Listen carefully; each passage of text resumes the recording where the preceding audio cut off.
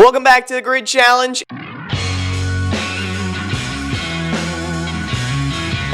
Andrew Kurland here with Davey Siegel, or should I say the Big Two and Who. I love that trademark line from last time. That was great. It's the spontaneity that gets me. I didn't even think about it before, and it just happened. That's what we do. I know. Well, one of our predictions already came true at Darlington. Kevin Harvick surprisingly advancing to the next round. Shocker, after that race. I don't know if we saw that coming or not, but it was a fantastic finish to both the Xfinity and Cup Series races. And the truck race, too. And the truck race, too, was great. We had 3 very solid finishes throughout the weekend. And at least for the top 2 series, third place was the big winner out of everything.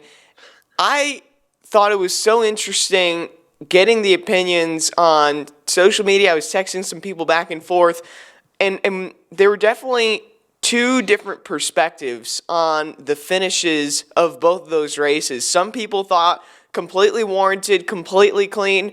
Others thought that, they shouldn't have done that, and way too dirty, and a move that could have been done too soon or just unwarranted. So I'm interested to see what you think, because I've debated this heavily throughout the weekend. So, I'd like to gauge your opinions and share mine as well. So what'd you think? We'll start with the Xfinity race. Ross Chastain versus Denny Hamlin coming to the finish. I think it was coming to take the white flag. Yeah. Denny Hamlin does a kind of slide job, dive bomb move into 3 and 4, ends up hitting the wall. Chastain hits the wall and runs into him. Brandon Jones passes them both to win the race. What'd you think of that?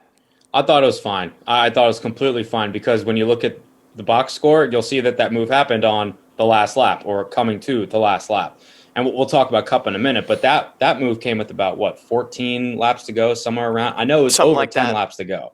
So there was time for the Cup race for that maneuver to maybe have happened later. But the Xfinity race, that was coming down to it. Especially Denny Hamlin, you know that he's a Cup driver that's playing down in the Xfinity Series. He's going to go for broke, going to go for the victory. We know that. And Ross Chastain, too, he hasn't won a race yet in Xfinity this year. We know that he's an aggressive driver. We saw it the past week at Daytona as he wrecked his teammate. I wouldn't say wrecked, but he got into it with his teammate. And he's known as a really aggressive driver who takes no holds barred. So I wasn't surprised that either of those guys were getting into it, but I was surprised that Brandon Jones is able to stay with it that well, because even with the composite bodies in Xfinity, I thought that they would hit the wall a little bit but be able to keep going.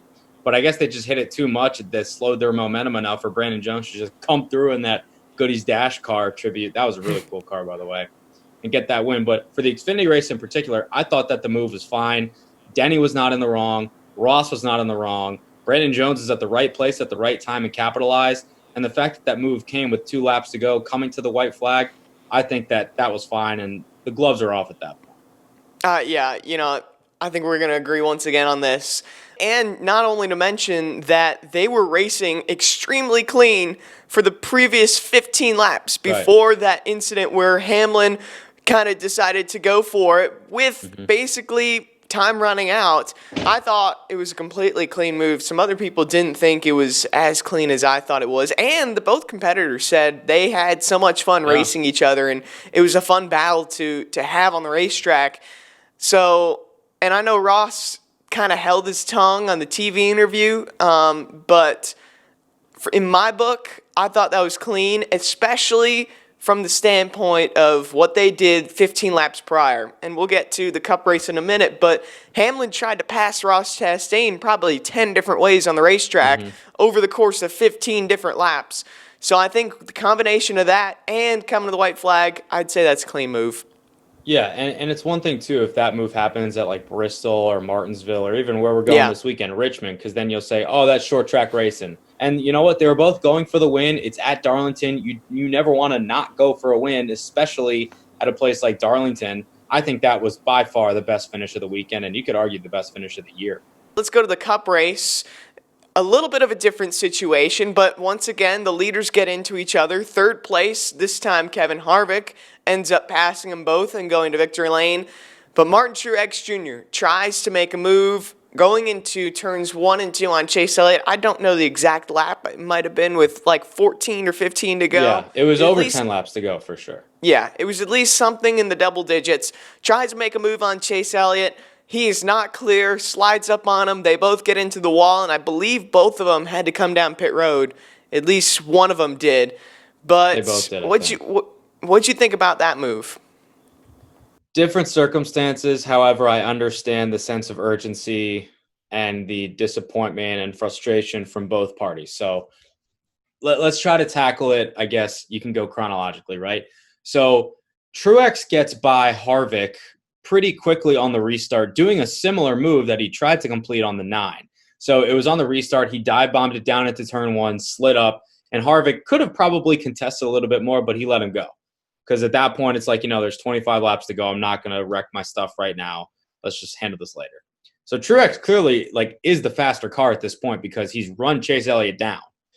And then I think he was a little overzealous in making the move, and I actually have his quote right here if I could pull it up. So I was surprised at what he said specifically. He said, quote, "I thought I had enough momentum and distance on him that he'd let me in there. I was committed once he was in there, nothing I could do." Then he went on to say, "If it was my fault," spoiler alert, it was, "I apologize. Just really feel I had the position going into turn 1." So there's a lot to unpack there because, as I said, he's not going to let you in there. Like, you're racing for the Southern 500 win. You're racing for an automatic berth in the round of 12 of the playoffs in the Cup Series at Darlington with about 10 laps to go. Nobody's given an inch there, especially Chase Elliott, who's been super snake bitten like all season long. And I get Truex wants to get a win too because he only has one so far this year. And then he said, "If it was my fault, I apologize." So it was. He apologizes. I get that. But at the same time, it clearly was his fault. What's Chase supposed to do? Lift and let him in? I don't know. It was one of those things where it is a racing incident and it's a racing deal. And post-race, I was actually pretty surprised at how subdued and calm both of the drivers were. And I'm sure at this point, they've probably chatted things out and talked about it because you don't want any bad blood going into a short track in Richmond and Bristol and for the rest of the postseason because these are two drivers that can legitimately win the title.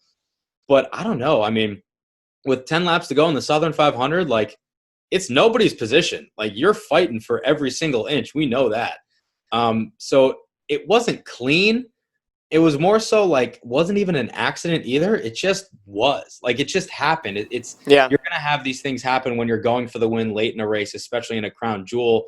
Martin thought he had the position. Chase stuck his nose in there as he should have, and they got together and got in the wall. It's just one of those things that happens at big-time stock car races, and that was that. So I think that it wasn't clean, but it wasn't dirty. It fell somewhere in the middle, and I was fine with it.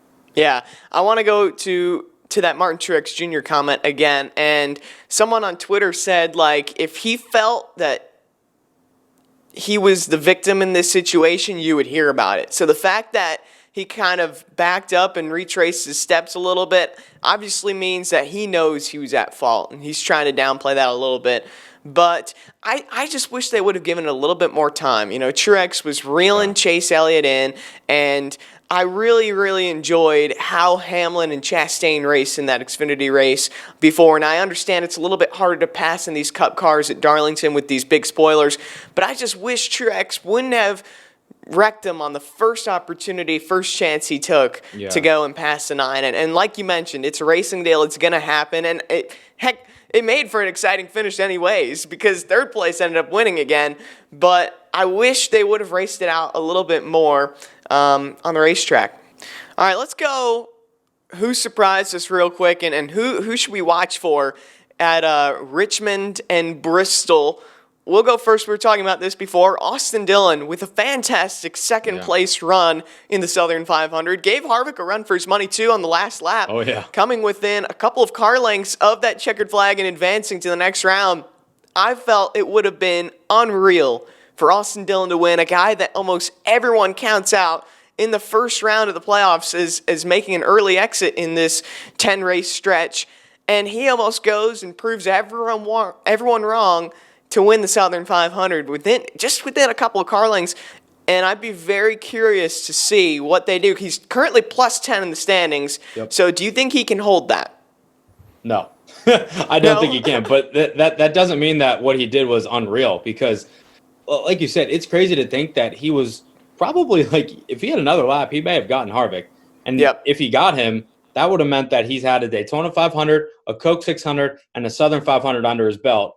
And he's still a guy that gets overlooked and underappreciated because he still has that silver spoon stigma attached to him. But like you said, this was not a fuel strategy thing. This was not a tire call. This was not a nutrition type of race. He got a second place finish in the Southern 500 based on his speed. Austin Dillon's just like Michael Jordan. Like, when you tell him he can't do something, then he goes and does it. Like, did you watch Last Apparently. Dance? Just Of like course I that. watched The Last Dance. Yeah. Oh, yeah. I think there's going to be a lot of unpredictability these next two races. I mean, heck, we're going to Bristol for an elimination race. If their playoff drivers are already having issues at Darlington, I can guarantee you people above the cut line will have problems, and it's going to make for a very interesting show. So I'm looking forward to what's to come.